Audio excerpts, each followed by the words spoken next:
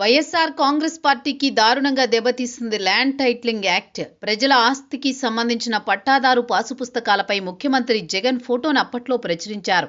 ఆపై పొలాల్లో వేసిన సర్వేరాళ్లపై కూడా జగన్ ఫోటో ముద్రించారు. అంతవరకు ఏ ప్రభుత్వం సాహసం చేయని విధంగా జగన్ ఈ చర్యలకు ఉపక్రమించారు. కానీ ప్రజలు మాత్రం దీనిపై ఆగ్రహం వ్యక్తం చేస్తూ మొన్నటి ఎన్నికల్లో గట్టి దెబ్బ రుచి చూపించారు. అయితే ఇప్పటికీ వైసీపీ దాని నుంచి గుణపాఠాలు నేర్చుకోలేదు. ఇప్పటికీ వితండవాదం చేస్తూనే ఉంది. సీనియర్ నేతగా ఉన్న ధర్మాన ప్రసాదరావు లాంటి వారు కూడా అది కేంద్ర ప్రభుత్వ పథకమని చెబుతున్నారు. తమకు నష్టం చేసిందన్న దానిపై పోస్టుమార్టం చేసి దాని జోలికి వెళ్ళకపోవడమే ఉత్తమం. కానీ వైసీపీ అలా చేయడం లేదు. వైసీపీ సాక్షి మీడియా అనుకూలమో శాపమో చెప్పలేకపోతున్నాం.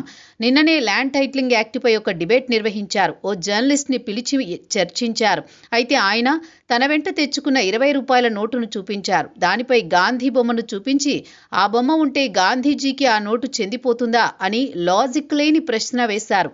నగదు చలామణిని తీసుకువచ్చి ప్రజల ప్రైవేటు ఆస్తితో ముడిపెట్టడం మాత్రం సాక్షి డిబేట్లకే చెల్లింది.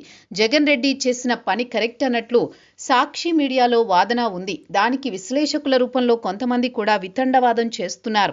తాజాగా రేషన్ కార్డులు చూపించారు. రేషన్ కార్డులపై చంద్రబాబు ఫోటో ఉండడాన్ని అభ్యంతరం వ్యక్తం చేస్తున్నారు. చంద్రబాబు ఫోటో ఉండడంతో రేషన్ కార్డులు ఆయన సొంతమవుతాయా అని ప్రశ్నిస్తున్నారు.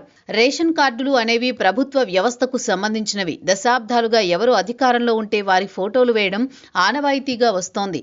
ప్రజల వ్యక్తిగత ఆస్తుల పత్రాలకు ప్రభుత్వం మంజూరు చేసే రేషన్ కార్డుకు ముడిపెడుతూ చర్చకు తెరలేపారు. 2024 ఎన్నికలతో జగన్ రెడ్డి తప్పిదాన్ని ప్రజలు మరిచిపోతున్నారు. ఇప్పుడు దానిని మరోసారి గుర్తు చేసి ప్రజల్లో పలుచనవుతోంది వైసీపీ సోషల్ మీడియా.